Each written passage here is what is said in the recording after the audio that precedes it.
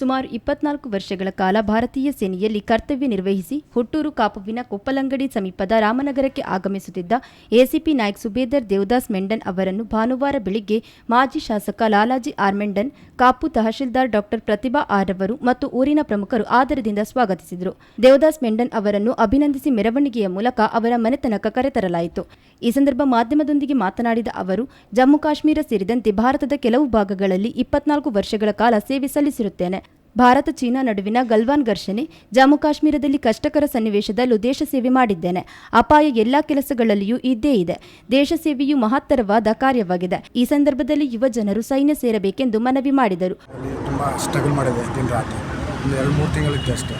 ಅವತ್ತು ತುಂಬ ಕಷ್ಟ ಆಯಿತು. ಊರಿಂದ ಬರುವಾಗ ನನಗೆ ಕೊರೋನಾ ಇತ್ತು, ತಂದೆ ಸಹ ಡೆತ್ ಆಗಿದ್ದಾರೆ. ತುಂಬ ಸ್ಟ್ರಗಲ್ ಮಾಡಿದ್ದೆ. ಈಗ ನೀವು 24 ವರ್ಷದ ಸರ್ವಿಸ್ ಮಾಡಿದ್ದೀರಿ.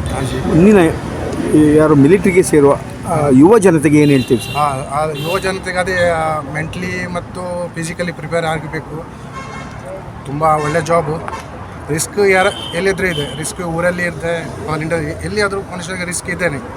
ಜಾಬ್ ಅಂದರೆ ತುಂಬ ಒಳ್ಳೆ ಜಾಬು, ಬನ್ನಿ ಜಾಯಿನ್ ಮಾಡಿ ಅಂತ.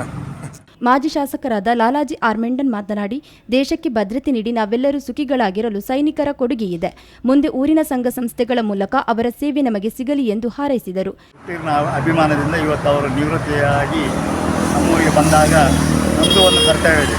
ನಮ್ಮ ದೇಶ ಕಾಯುವಂಥ ಸೈನಿಕರು ಇವತ್ತು ನಮ್ಮ ದೇಶವನ್ನು ಭದ್ರತೆಯಾಗಿ ನಮ್ಮನ್ನೆಲ್ಲ ಸುಖಿ ಜೀವನ ಮಾಡಲಿಕ್ಕೆ ನಮ್ಮ ವಿಶೇಷವಾಗಿ ಸೈನಿಕರ ಕೊಡುಗೆ ತುಂಬ ಇದೆ. ಅಂಥವರನ್ನು ಸ್ಮರಿಸುವುದು ನಮ್ಮ ಕರ್ತವ್ಯ. ಆ ಹಿನ್ನೆಲೆಯಲ್ಲಿ ಇವತ್ತು ದೇವದಾಸ್ ಮೆಂಡನ್ ಅವರು ಅವರ ಹುಟ್ಟೂರಿಗೆ ಕಾಪುಗೆ ಬಂದು ನಮ್ಮ ರಾಮನಗರ ಪರಿಸರದಲ್ಲಿ ಅವರ ಮನೆ ಇದೆ, ಅದಕ್ಕೆ ಅವರು ಪ್ರವೇಶ ಮಾಡುವಂಥ ಈ ಸಂದರ್ಭದಲ್ಲಿ ಈ ಸಂದರ್ಭ ಕಾಪು ತಹಶೀಲ್ದಾರರಾದ ಡಾಕ್ಟರ್ ಪ್ರತಿಭಾ ಆರ್, ಕಾಪು ಪುರಸಭಾ ಅಧ್ಯಕ್ಷೆಯಾಗಿರುವ ಹರಿಣಾಕ್ಷಿ ದೇವಾಡಿಗ, ಮಾಜಿ ಯೋಧರಾದ ಕುಶ ಸಾಲ್ಯಾನ್, ಶ್ರೀಕಾಂತ್, ಮೊಗವೀರ ಸಂಘ ಸಂಸ್ಥೆಗಳ ಪ್ರಮುಖರು ಮತ್ತು ಗ್ರಾಮಸ್ಥರು ಉಪಸ್ಥಿತರಿದ್ದರು.